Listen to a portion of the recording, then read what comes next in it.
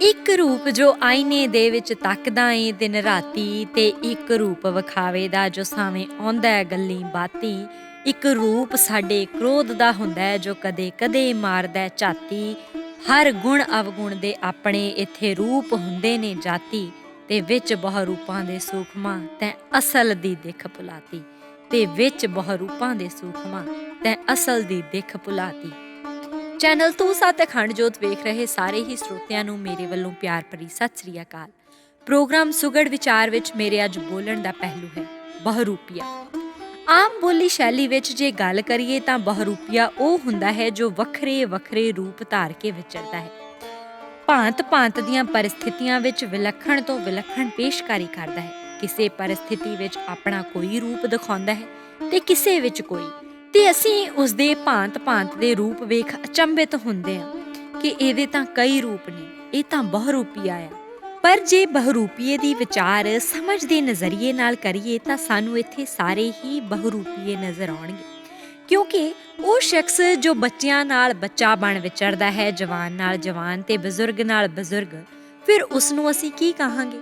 ਉਹ ਬੱਚਾ ਜੋ ਘਰ ਵਿੱਚ ਬੜੀ ਅੱਤ ਚੁੱਕਦਾ ਹੈ, ਬੜਾ ਖੌਰੂ ਪਾਉਂਦਾ ਹੈ, ਜੇ ਉਹੀ ਬੱਚਾ ਸਕੂਲ ਜਾ ਕੇ ਸ਼ਾਂਤ ਹੋ ਕੇ ਬਸ ਚੁੱਪ-ਚਾਪ ਬੈਠਾ ਰਹਿੰਦਾ ਹੈ ਤਾਂ ਉਸਨੂੰ ਫਿਰ ਕੀ ਕਿਹਾ ਜਾਏਗਾ?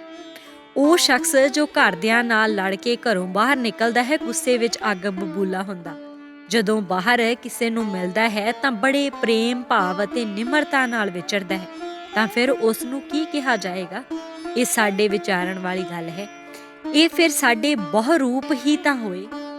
ਜਦੋਂ ਅਸੀਂ ਗੁੱਸੇ 'ਚ ਆਏ, ਦਿਲ ਦੁਖਾਵੇਂ ਬੋਲ ਬੋਲ ਕੇ ਆਪਣੀਆਂ ਭੜਾਸਾਂ ਕੱਢਣੀਆਂ ਸ਼ੁਰੂ ਕਰ ਦਿੱਤੀਆਂ, ਤੇ ਜਦੋਂ ਖੁਸ਼ੀ ਵਿੱਚ ਆਏ, ਨਾ ਪਸੰਦਾਂ ਨੂੰ ਵੀ ਗੱਲ ਨਾਲ ਲਾ ਲਿਆ, ਗਰਜ ਵਿੱਚ ਦੁਸ਼ਮਣ ਵੀ ਮੀਤ ਬਣਾ ਲਿਆ, ਤੇ ਕੰਮ ਪੂਰਾ ਹੋਣ ਤੇ ਤੂੰ ਕੌਣ ਤੇ ਮੈਂ ਕੌਣ।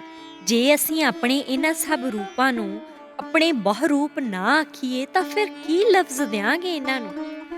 ਲੜਾਕੇ ਸੁਭਾਅ ਵਾਲਾ ਸ਼ਖਸ ਜਦੋਂ ਕਿਸੇ ਨਵੇਂ ਬੰਦੇ ਨੂੰ ਮਿਲਦਾ ਹੈ ਤਾਂ ਬੜੀ ਮਿਠਾਸ ਨਾਲ ਵਰਤੋਂ ਵਿਹਾਰ ਕਰਦਾ ਹੈ, ਆਪਣੀ ਚੰਗੀ ਇਮੇਜ ਲਈ ਸ਼ਾਂਤ ਅਤੇ ਸੀਤਲ ਰੂਪ ਧਾਰਨ ਕਰਦਾ ਹੈ। ਬਹੁਰੂਪੀਏ ਵਾਂਗ ਅਸੀਂ ਵੀ ਤਾਂ ਗੱਲ-ਗੱਲ ਤੇ ਆਪਣੇ ਰੂਪ ਬਦਲਦੇ ਆ। ਗੁੱਸੇ 'ਚ ਸਾਡਾ ਹੋਰ ਰੂਪ, ਮੰਗਣ ਲੱਗਿਆਂ ਹੋਰ ਰੂਪ, ਦੇਣ ਲੱਗਿਆਂ ਹੋਰ ਰੂਪ, ਭਗਤੀ ਬੰਦਗੀ ਇਬਾਦਤ ਵੇਲੇ ਹੋਰ ਰੂਪ, ਘਰ ਪਰਿਵਾਰ ਵਿੱਚ ਹੋਰ ਰੂਪ ਤੇ ਬਾਹਰ ਹੋਰ ਰੂਪ, ਹੰਕਾਰ 'ਚ ਹੋਰ ਰੂਪ, ਦਿਖਾਵੇ 'ਚ ਹੋਰ ਰੂਪ।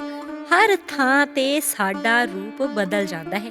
ਗਰੀਬ ਲਈ ਹੋਰ, ਅਮੀਰ ਲਈ ਹੋਰ, ਕਦੀ ਆਕੜ ਕਦੀ ਹਉਮੈ। ਜਿੱਥੇ ਜ਼ੋਰ ਨਾ ਚੱਲੇ ਉੱਥੇ ਨਿਮਰਤਾ, ਜਿੱਥੇ ਜ਼ੋਰ ਚੱਲਦਾ ਉੱਥੇ ਤਾਕਤ। ਇੱਕ ਇਕਲੌਤੇ ਦਿਨ ਵਿੱਚ ਵੀ ਸਾਡਾ ਰੂਪ ਕਦੇ ਇੱਕਸਾਰ ਨਹੀਂ ਰਹਿੰਦਾ। ਅਸੀਂ ਤਾਂ ਮਾਤਰ ਇੱਕ ਦਿਨ ਵਿੱਚ ਹੀ ਕਈ ਰੂਪ ਬਦਲ ਲੈਂਦੇ ਹਾਂ। ਗੁੱਸੇ 'ਚ ਰਾਖਸ਼ੀ ਰੂਪ ਹੋ ਜਾਂਦਾ ਹੈ ਕਿ ਲੋਕ ਕਿਸੇ ਨੂੰ ਮਾਰਨ ਤੱਕ ਤੋਂ ਗੁਰੇਜ਼ ਨਹੀਂ ਕਰਦੇ। ਲੱਭ ਲਾਲਚ ਵਿੱਚ ਆਣ ਹੋਰਾਂ ਦਾ ਹੱਕ ਖਾ ਕੇ ਵੀ ਕਈ ਮਿੱਠ ਬੋਲੜੇ ਬਣੇ ਰਹਿੰਦੇ ਨੇ। ਤੇ ਐਸੇ ਬਹੁਰੂਪੀਆਂ ਬਾਰੇ ਗੁਰੂ ਗੁਰਬਾਣੀ ਫਰਮਾਨ ਕਰਦੀ ਹੈ, ਗੱਲੀਂ ਅਸੀਂ ਚੰਗੀਆਂ, ਆਚਾਰੀ ਬੁਰੀਆਂ, ਮਨੋਂ ਕਸੁੱਧਾ ਕਾਲੀਆਂ, ਬਾਹਰੋਂ ਚਿੱਟਵੀਆਂ। ਤੇ ਸਾਡਾ ਇਹ ਬਹੁਰੂਪੀਆਪਨ ਸੰਸਾਰੀ ਤਲ ਤੱਕ ਸੀਮਤ ਨਹੀਂ ਰਹਿੰਦਾ, ਕਿਉਂਕਿ ਅਸੀਂ ਧਰਮ ਦੇ ਨਾਮ ਤੇ ਵੀ ਅਨੇਕਾਂ ਰੂਪ ਧਾਰਦੇ ਹਾਂ, ਜਿਸ ਬਾਰੇ 10ਵੇਂ ਪਾਤਸ਼ਾਹ ਸਾਹਿਬ ਸ੍ਰੀ ਗੁਰੂ ਗੋਬਿੰਦ ਸਿੰਘ ਜੀ ਇਉਂ ਫਰਮਾਨ ਕਰਦੇ ਹਨ ਕਿ ਜੈਸੇ ਏਕ ਸਵਾਂਗੀ ਕਹੂੰ ਜੋਗੀਆ ਬੈਰਾਗੀ ਬਨ, ਕਬਹੂੰ ਸੰਨਿਆਸ ਭੇਸ ਬਨ ਕੇ ਦਿਖਾਵੇ, कहूँ पौनहारी कहूँ बैठे लाए तारी, कहूँ लोभ की खुमारी सो अनेक गुण गावे, कहूँ ब्रह्मचारी कहूँ हाथ पै लगावे बारी, कहूँ डंड धारी होए के लोगन परमावे। ਭਾਵ ਕਿ ਭਾਂਤ ਭਾਂਤ ਦੇ ਰੂਪ ਧਾਰਦੇ ਹਾਂ, ਉਹਨਾਂ ਦੀਆਂ ਰੀਸਾਂ ਕਰਦੇ ਹਾਂ ਜੋ ਅਸਲ ਵਿੱਚ ਹਜ਼ੂਰ ਦੇ ਨੇੜੇ ਹੁੰਦੇ ਨੇ। ਰੀਸਾਂ ਕਰੇ ਤੇ ਨਾੜੀਆਂ ਜੋ ਸੇਵੈ ਦਰ ਖੜੀਆਂ, ਸਿਰਫ ਸੰਸਾਰੀ ਗਰਜਾਂ ਦੀ ਪੂਰਤੀ ਲਈ। 10ਵੇਂ ਪਾਤਸ਼ਾਹ ਫਰਮਾਉਂਦੇ ਹਨ, ਕਾਮਨਾ ਅਧੀਨ ਪਰਿਓ ਨਾਚਤ ਹੈ ਨਾਚਨ, ਸੋ ਗਿਆਨ ਕੇ ਬਹੀਨ ਕੈਸੇ ਬ੍ਰਹਮ ਲੋਕ ਪਾਵੇ। ਕਿਉਂਕਿ ਇਹਨਾਂ ਤਮਾਮ ਸੰਸਾਰੀ ਰੂਪਾਂ ਵਿੱਚ ਅਸੀਂ ਆਪਣਾ ਅਸਲ ਰੂਪ ਹੀ ਵਿਸਾਰ ਛੱਡਦੇ ਹਾਂ। ਉਹ ਰੂਪ ਜਿਸ ਬਾਰੇ ਗੁਰਬਾਣੀ ਫਰਮਾਨ ਹੈ, ਅਚਰਜ ਕਥਾ ਮਹਾ ਅਨੂਪ ਪ੍ਰਾਤਮਾ ਪਾਰ ਬ੍ਰਹਮ ਕਾ ਰੂਪ। ਉਹ ਰੂਪ ਜੋ ਹੂ ਬਹੂ ਪਰਮ ਪਿਤਾ ਪਰਮਾਤਮਾ ਵਰਗਾ ਹੈ, ਉਸ ਨੂੰ ਤਾਂ ਕਦੀ ਅਸੀਂ ਆਪਣੇ ਚੋਂ ਵਿਚਰਦਿਆਂ ਹੀ ਨਹੀਂ ਤੱਕਿਆ। ਉਸ ਆਤਮਾ ਦਾ ਰੂਪ ਜੋ ਪਰਮਾਤਮਾ ਦੀ ਨਿਆਈ ਵਰਤਦੀ ਹੈ, ਉਹ ਰੂਪ ਤਾਂ ਅਸੀਂ ਕਦੇ ਵੇਖਿਆ ਹੀ ਨਹੀਂ। ਤੇ ਜਦੋਂ ਤੱਕ ਉਸ ਰੂਪ ਦੇ ਦੀਦਾਰੇ ਨਾ ਹੋਏ, ਉਦੋਂ ਤੱਕ ਸੰਸਾਰ ਦੇ ਇਹਨਾਂ ਤਮਾਮ ਬਹੁਰੂਪਾਂ ਦੁਆਰਾ ਰਚਿਤ ਨਾਟਕ ਦਾ ਕਦੇ ਅੰਤ ਨਹੀਂ ਹੋ ਸਕਦਾ।